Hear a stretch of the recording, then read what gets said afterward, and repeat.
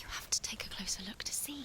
Why isn't she focusing? She needs to focus now. Do not forget my stories, Senua. Because your darkness comes from hell, and your fate lies there. They say the burning of a corpse will take you straight to Hela's gate, but gods and the living will follow this path. You must leave the Isles of Orkney across the eastern sea and find a road that leads north and down through deep, dark valleys. After 9 nights of riding, you will follow a great river and will find a bridge covered in gold. The path to Helheim goes from there, across the river of knives that flows from the dark world of Niflheim.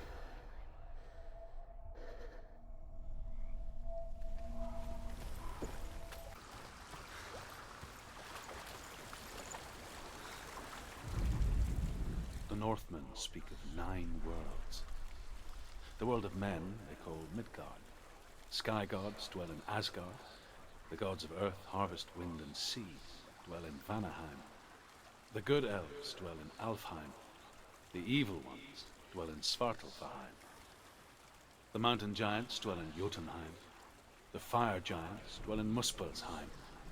Niflheim is the world of ice and darkness. Only the dead dwell in Helheim, and that is where you must travel.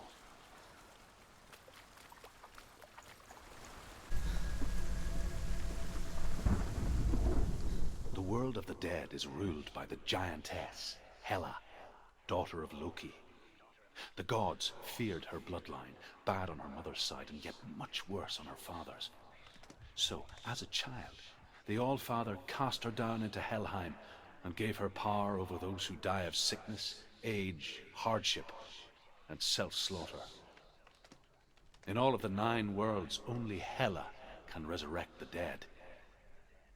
To Hela, your Dillion was sacrificed, and with her you must bargain.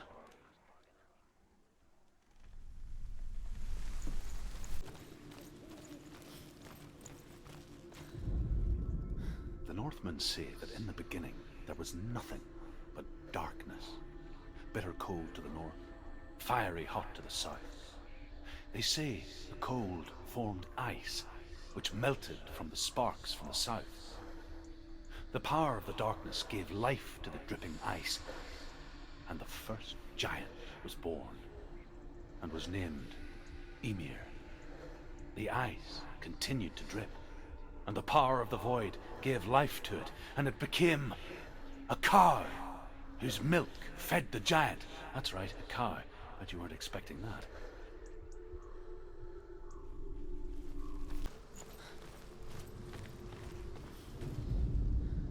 Ymir was a frost giant, a being of darkness, and all his sons and grandsons were dark after him. Of his daughters and granddaughters, some were monstrous, but others fair. But there was another who came from the ice. Buri. In shape, he was like a man, big and powerful. His son, Bor, took a fair giant to be his wife, and they had 3 sons.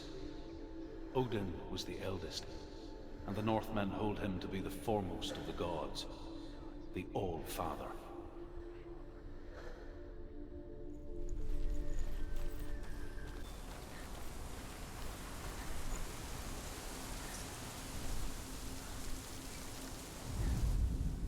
The Northmen say you must sacrifice in order to receive. They tell how the runes were revealed to Odin only in sacrifice. He hung himself from the world tree, and he stabbed himself with a spear, and he dedicated the sacrifice to himself. For 9 nights he hung on the tree without food or drink, and at last he saw the runes below him. He gave a cry, and gathered them in his mind and learnt them. Then he fell from the tree.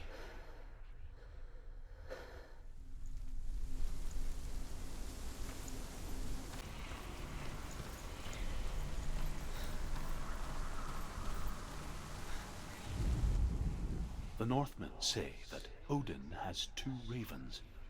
Their names are Thought and memory, and each day he sends them out to fly all across the world.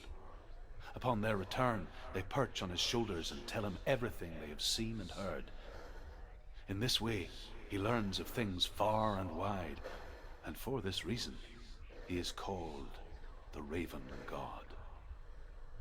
Senua, like Odin, you must seek wisdom through thought and memory if you are to succeed in your quest.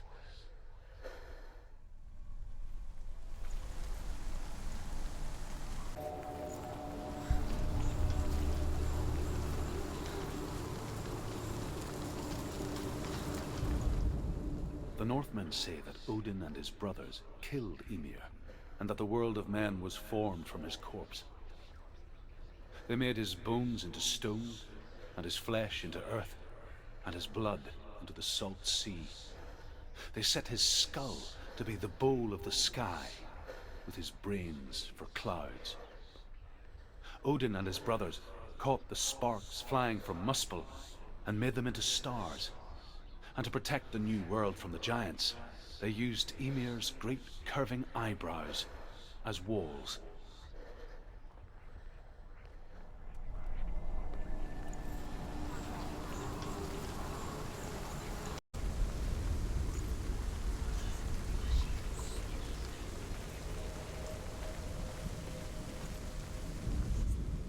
The Northmen say that Odin is always in search of knowledge and wisdom and magic. There was a very wise being named Mimir, who guarded the waters of wisdom which flow from the roots of the World Tree. Odin wished to drink from this spring, but he had to pay a price. So he gouged out his own eye as offering to Mimir. He drank from the well and traded one way of seeing for another.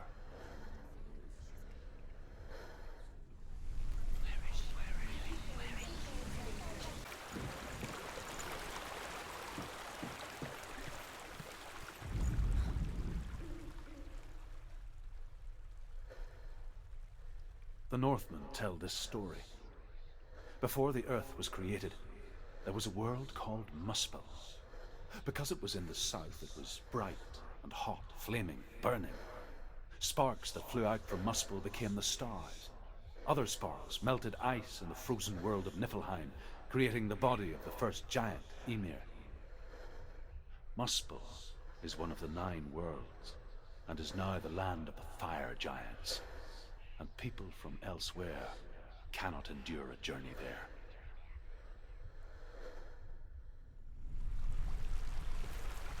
Get through. How will she get through? She'll need to find another way. Truth says. The Northmen say that the defender of Muspel is called Surt, the foremost of the fire giants. His name means the Black One, because he is like something burnt. The Northmen believe that he sits at the border of Muspel with his flaming sword, and at the end of the world he will leave his post. He will travel to Asgard and Midgard, waging war against all the gods. He will be victorious, and then burn the whole world with fire.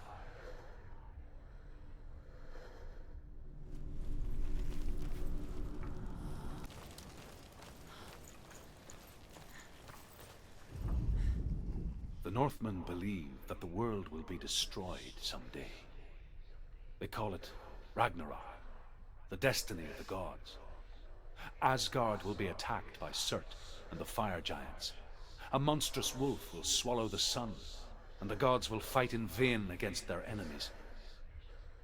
There is nothing they can do to prevent it, but Odin ever seeks knowledge and magic, hoping to find a way to postpone that dark day.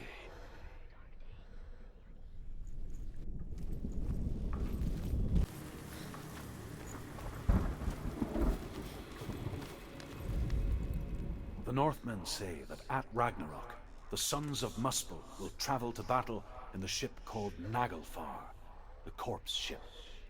And when the sons of Muspel leave the ship and ride to battle, it will be as though the sky had split open, and Surt will lead them. Wherever he goes, flame will erupt before him, and fires will burn behind him.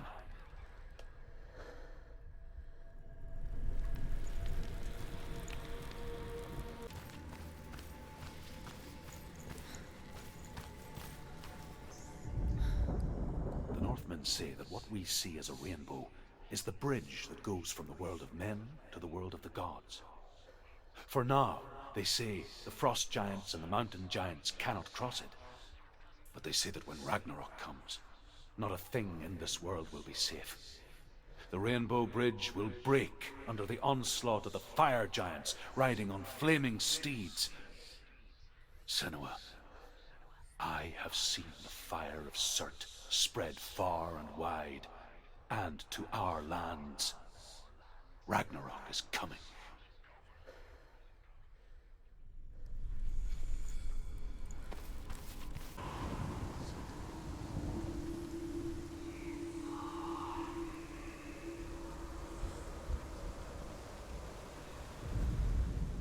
However you come to the gold-covered bridge that leads to Hell, you may find it guarded by a giantess. She will ask your name. She will ask your lineage. She will ask your business. The Northmen tell of the warrior woman Brynhild, who leapt into fire and rode to Hell to join her slain love Sigurd, and is challenged by the giantess.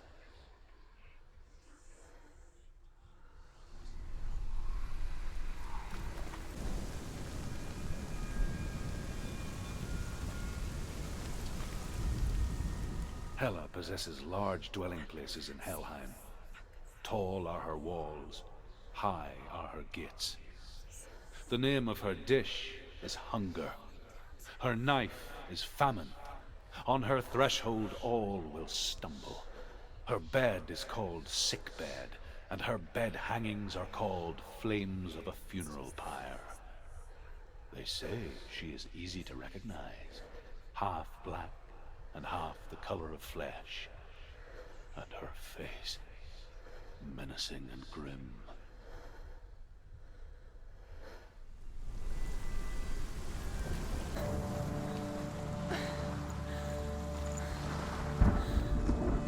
The Northmen tell of a great hero. His name is Sigmund. His father's hall was built around a great tree, and one day Odin comes and thrusts a sword into the tree, a gift to whomever can release it. Many try, but the sword only comes out at Sigmund's touch.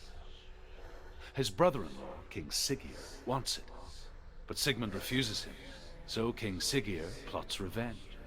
He invites Sigmund and his brothers to a feast, but when they arrive, they are met with an army, not a warm welcome. King Siggeir captures Sigmund and his brothers, steals his coveted sword, and readies them for execution.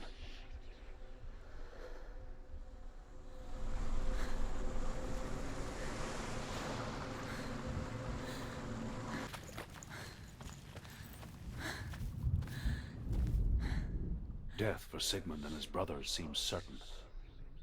But the king's wife is Sigmund's sister, and she begs for mercy and implores the king to chain them up instead. He agrees. Not for mercy, though, but because he plans an even more cruel and lingering death. Chained to a tree in the forest that night, a she-wolf comes and devours one of Sigmund's brothers. She returns, ravenous, night after night, until only Sigmund is left. The next day, Sigmund's sister sends a servant with honey to smear on Sigmund's face. But to what end? Well, that night, when the she-wolf appears again, you'll never guess what happens.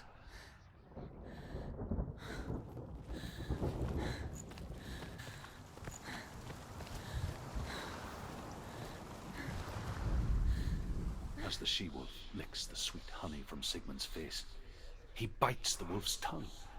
The she-wolf pulls away, but Sigmund holds on. The chains break, and he is free. After his escape, Sigmund lives like us, hidden in the forest.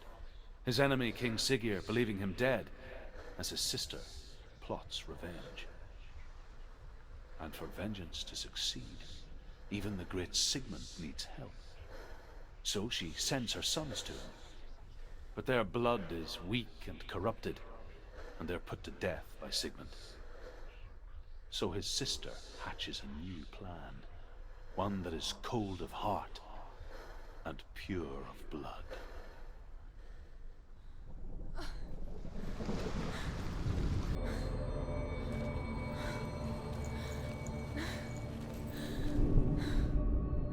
Sigmund's sister trades shapes with a sorceress, and in disguise, she lies with her own brother. She gives birth to a son named Sinfjotli. After a time, she sends him to the forest to Sigmund. He tests the boy and finds him strong and fearless, and so they go to take their vengeance on King Siggeir. But luck is not on their side. They're captured, and Siggeir has them buried alive.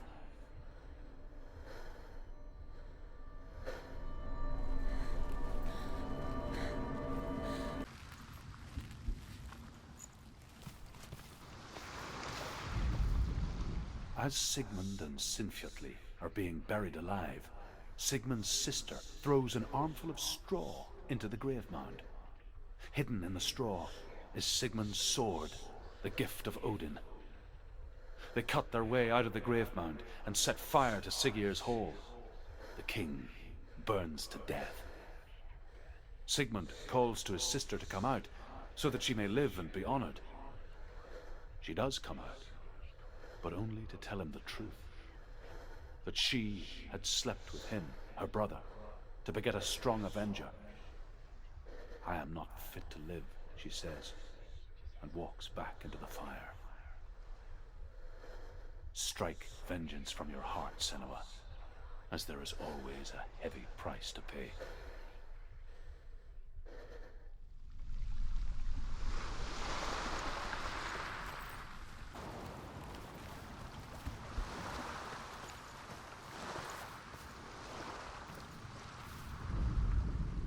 And here is the end of Sigmund's story. He was a fierce and great warrior who fought many battles. But one day, an old man came onto the battlefield. Although shadowed by a hood, Sigmund saw that he only had one eye. The man raised his spear, and Sigmund struck at it with his sword, but the sword shattered into pieces. Sigmund then knew that this was Odin, and thus that victory could not be his. He bowed his head and accepted his end. Dying, he tells his wife that she is with child, and that her son will one day make a great weapon out of the fragments of his sword. The sword named Gram.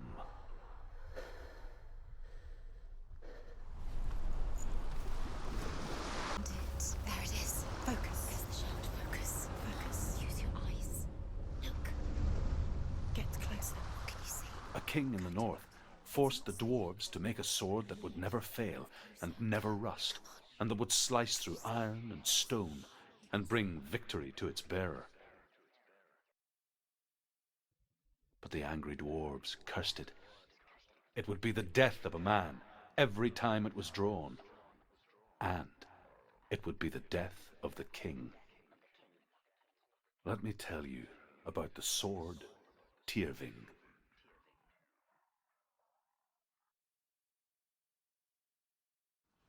I don't recognize this place. Where is she? It feels wrong. Where are we now? Feel the dead. You can feel the dead. Senua, you remind me of a story that the Northmen tell about a young woman warrior. Her name is Hervor, the daughter of a berserker born after he was killed. She's a wild, willful child who teaches herself to fight with weapons. When she learns where her father is buried, her only desire is to reclaim the treasure buried with him, but above all, the sword Tyrving.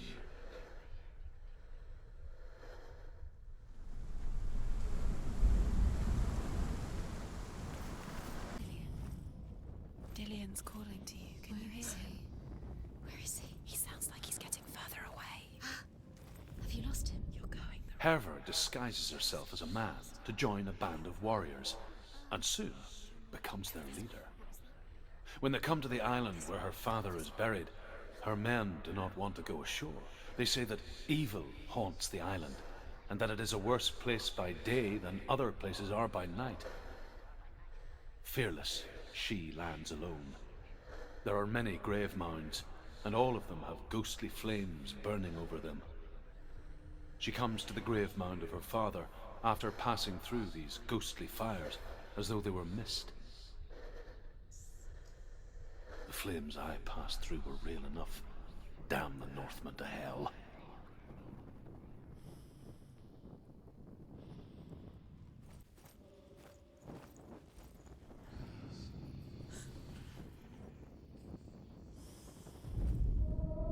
Within the burial mound, Hervor calls on her father to wake from death and bring her his sword. She says that it is not seemly for the dead in their grave mounds to bear valuable weapons. Her father answers with words of warning. You go to your doom. Baleful runes surround you. You have gone mad. You have lost your mind. Your thoughts are confused. It is dangerous to wake the dead. Like I said, she reminds me of you.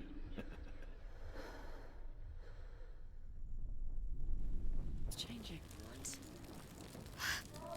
That's not it. Hervor ignores her father's warnings. The grave mound opens, and it seems to be full of fire. Again, Hervor demands her inheritance, but her father warns her that the sword is cursed and would be the bane of her family. But he relents and brings her the sword. She leaves the island with it, but the curse holds true, and death would follow in the years to come. And so, Senua, the misdeeds of a father have cursed his daughter.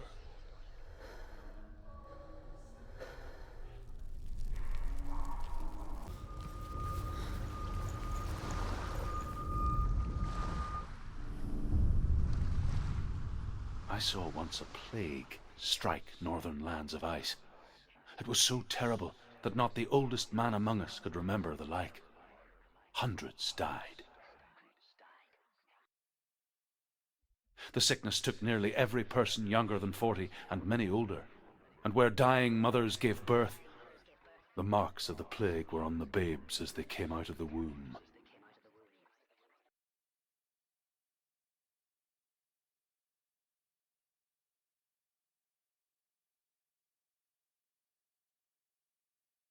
Where are we? I don't like it.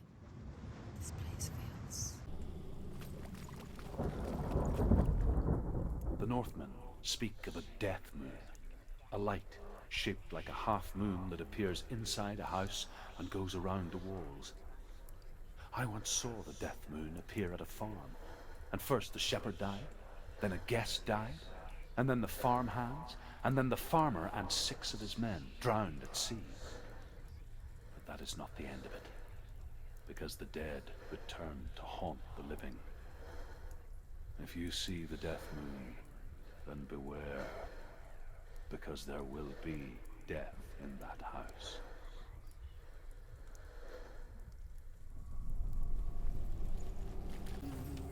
Where is he? Find him. You have to find him. The runes. Focus. There was a Northman called Grettir, big, red-haired, immensely strong, but he was afraid of the dark.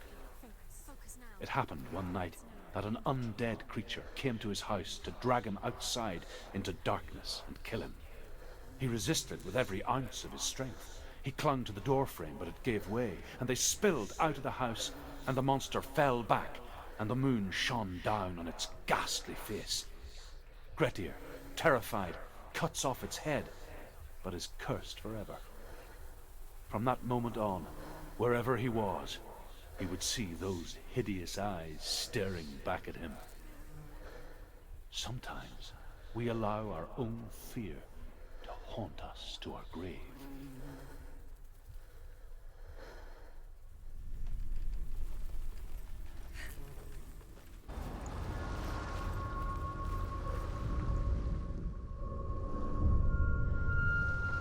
I want to tell you a story about a god of the Northmen called Balder. The second son of Odin, he was beautiful, good, and wise. He was fair of feature, he spoke fair words, he gave fair judgments. Light shone from him. Only good things were told of him. Yet he was the first of the gods to die.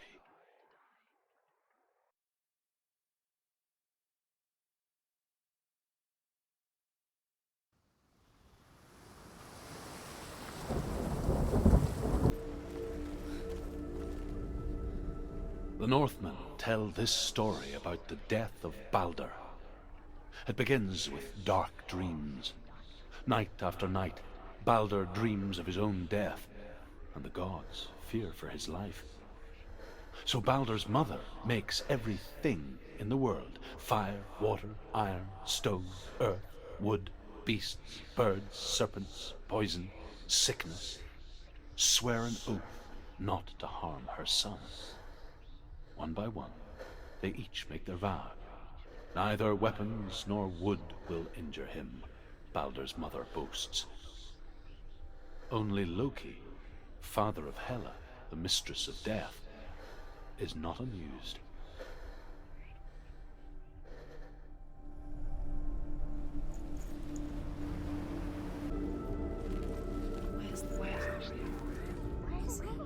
The gods feast and rejoice and amuse themselves by throwing spears and stones at Balder, striking at him with sword and axe.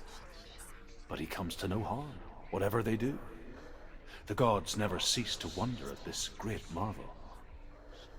But Loki shapes himself into a woman and asks Balder's mother, "Is it really true that all things promise to keep him safe?" "I did not ask the mistletoe," Balder's mother confesses. "I thought it was too young." Oh dear.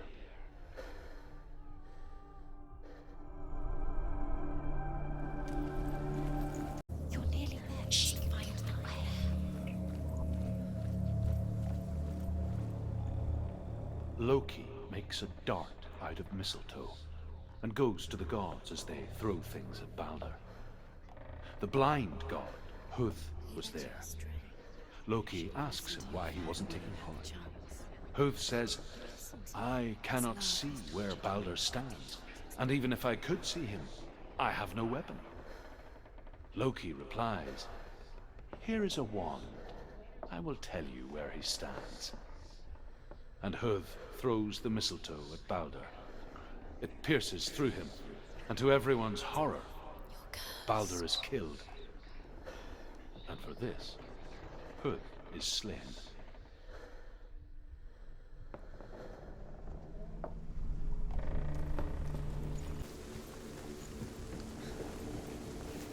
She thought that she knew best. The Northmen tell how the gods mourned Balder. His body was to be burnt on his ship, but they could not manage to push it into the sea and sent for a giantess to do it. She comes riding a wolf and has vipers for her reins. She pushes Balder's ship into the sea with such force that the ground shakes and the rollers burst into flames. When Balder's wife sees his body carried onto the ship, her heart bursts with grief, and she dies. She's put next to her husband, and the pyre is lit, sending the dead to hell. But even so, the gods cannot accept his death.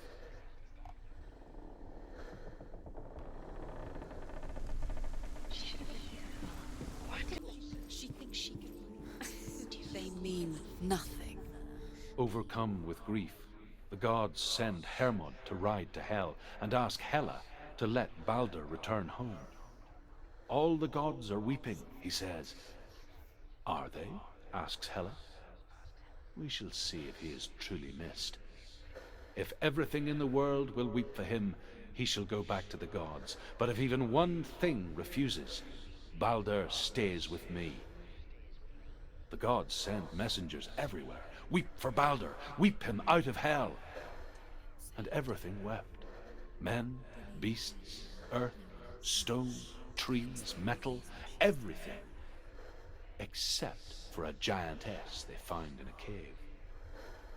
Balder was never my friend, she says. Let hell keep what she has. The Northmen say that the giantess must have been Loki in disguise.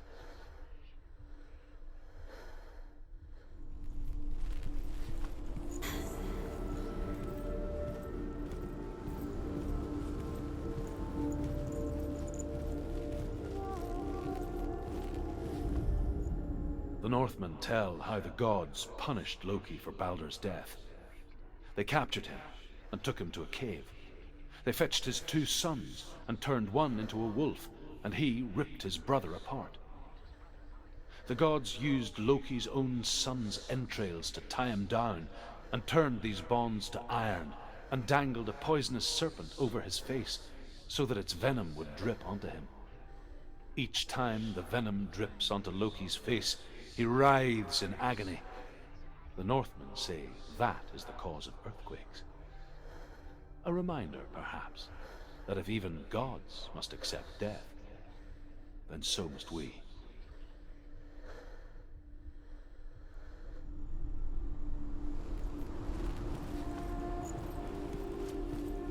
Nothing is yours anymore. It's disappearing with your memories. The Northmen say that their Allfather, Odin, gave his eye in exchange for a drink from Mimir's well, the Well of Wisdom.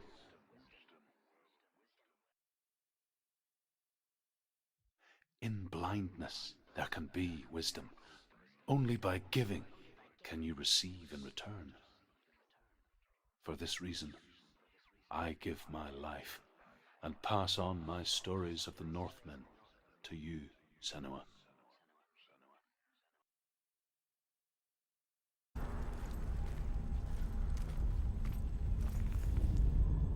I will tell you of a great hero named Sigurd, son of Sigmund, no less. Born after his father's death, Sigurd is cared for by the dwarf Rain. But Rain does not love the boy. Instead, he plans to use him for his own ends. You see, Rain's father possessed a great treasure given to him by the gods. But Rain's brother, Fafnir, killed his father and took the gold all for himself. Fafnir hid the treasure out on a heath and could not leave it. And from the evil in his heart, he turned into a dark creature, a dragon.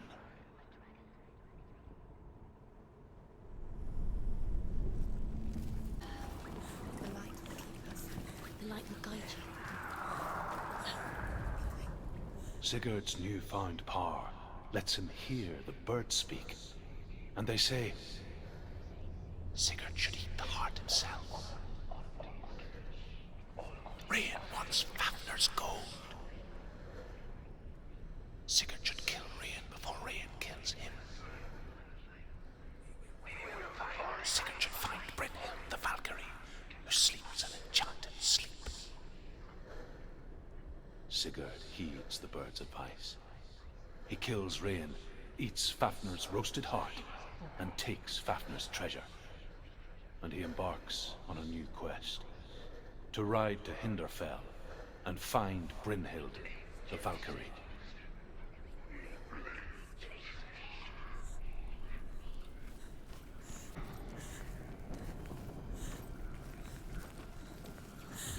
You'll never find it.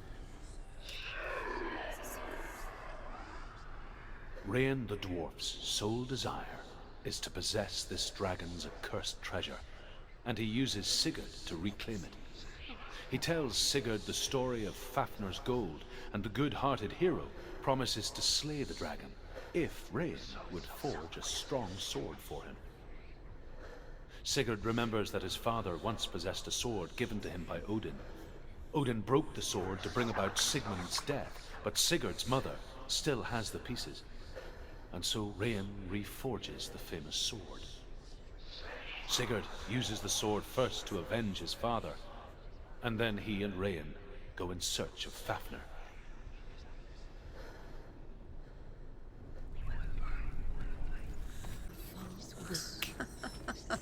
Weak. She should have known. She should have. Sigurd learns that Brynhild had once disobeyed Odin, and so he had her punished, stuck her with a sleep thorn, and put her body within a rampart of burning shields. Only a man who knew no fear would ever reach her. But like me, Sigurd is fearless and passes through the flames, just as I did, and wakes the sleeping warrior girl. She teaches him the secret wisdom of runes, namely victory runes, ship runes, runes for persuasion, runes for truth, runes for healing and help, runes for perception and power.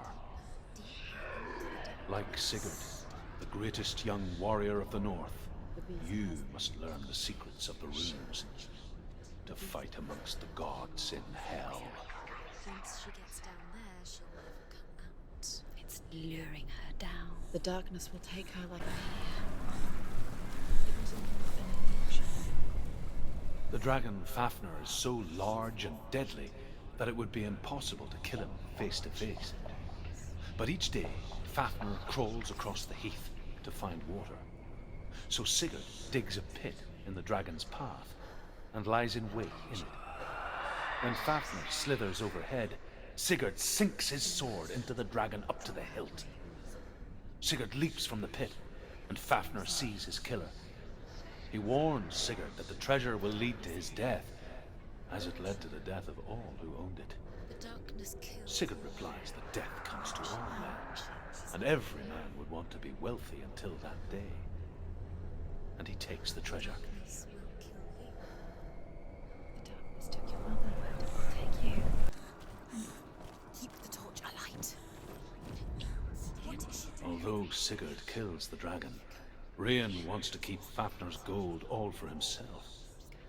Rayan also wants the strength and wisdom of the dragon, so he drinks its blood and asks Sigurd to roast Fafnir's heart for him. Sigurd does so, but when he touches the roasted heart to see if it is done, he burns his finger. Without thinking, he licks his finger and tastes the dragon's blood. In that moment, he understands the language of birds and hears them talk nearby. Keep the torch alight. Keep the torch alight. There must be a So way. you have to try. She'll never make it. The Northmen say the world will come to an end. They call this Ragnarok, the destiny of the gods. First, there will be a terrible winter, 3 years long. Then, mankind will turn on itself. Brothers will fight each other to the death, and people will forget what they owe their kindred. Times will be hard. Crimes will be great. It will be an age of axes and swords. The wind will blow through abandoned halls. Wolves will walk where children played. The world will fall into ruin.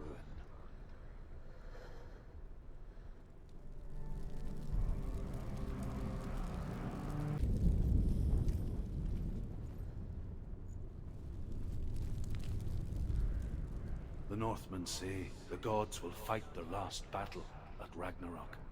Their watchmen will blow the horn that can be heard through the whole world, and Odin will speak with the severed head of Mimir, which gives him good counsel.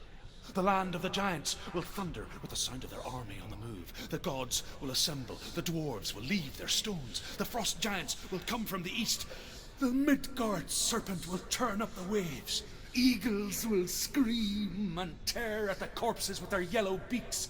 The ship of the dead will set sail.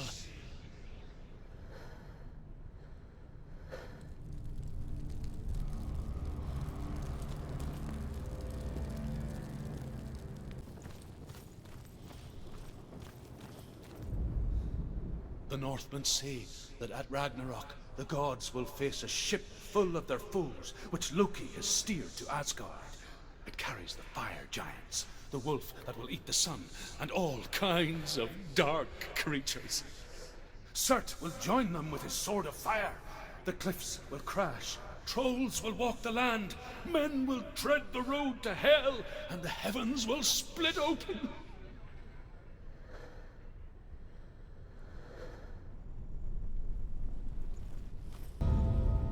The Northmen say that each god will do battle at Ragnarok. Odin will fight the monstrous wolf and be killed, but his son will avenge him and plunge his sword into the heart of the beast. Freyr will face Surt, but he had given his sword away for love, and without it, he cannot defend himself against the flames. Thor will smite the Midgard serpent to no avail.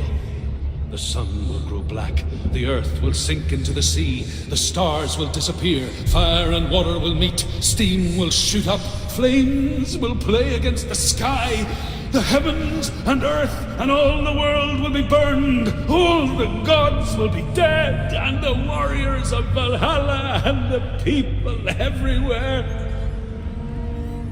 Senua, prepare yourself for Ragnarok. For it is nigh.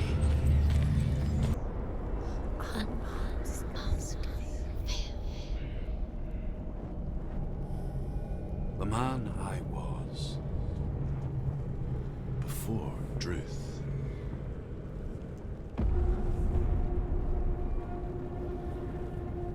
Was a true coward, Senua. I was well traveled. I spoke both their tongue and ours. So they took me as a slave. I thought I could help to broker peace. At least stay their hands from slaughter. But under torture, I did no such thing.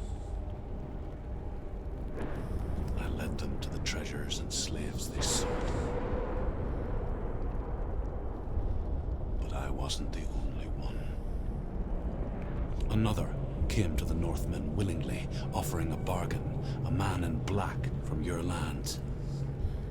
And he was offered safe passage for his treason. In the end, Senua, it isn't the gods that cause us so much suffering, but those closest to us.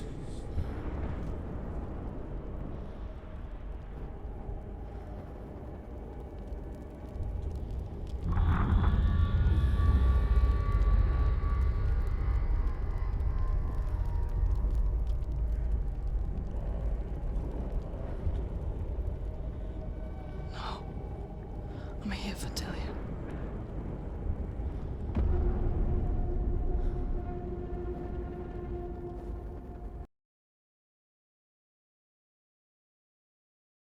If you look for them. Senua. Mother? Senua, you have the sight. Just like I do. Once you can see into the underworld. The underworld and all the souls within it will see you. Don't be afraid when they speak to you. I will always be here to guide you.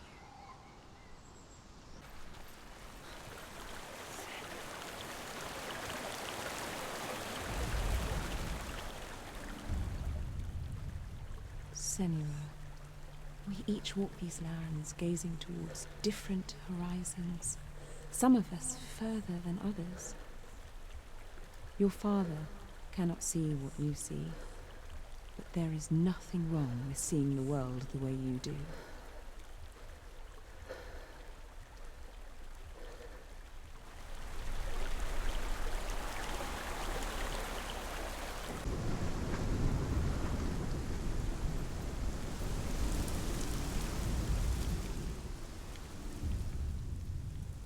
Oh, Senua. Your father does not hate me. He just fears the souls in the underworld. He cannot see that they are already afraid. But I am their healer, and I must answer their cries for help, even if it displeases him.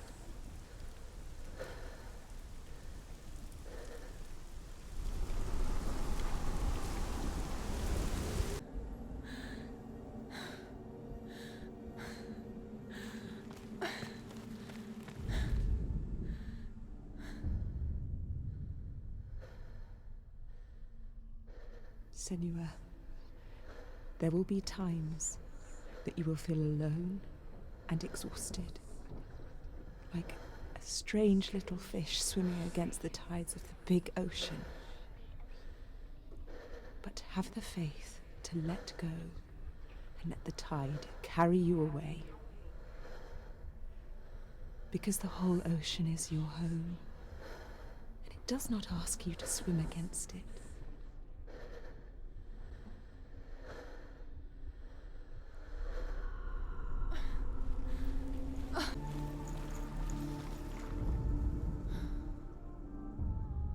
We spend our lives searching for the meaning in life, and we ask the gods for guidance. But the truth to life is revealed when we can face death without fear. How can the gods understand us if they refuse to die themselves?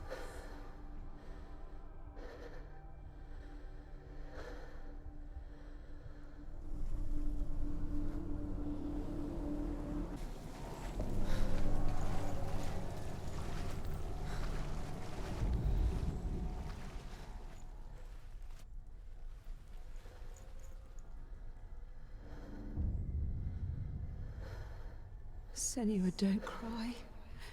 The world needs people like us, because we reveal the secrets that they are blind to. Sometimes when we dream of a coming storm, they may think we've brought the storm with us. What they say about me is not true. They are just scared. We must forgive them. We must forgive them.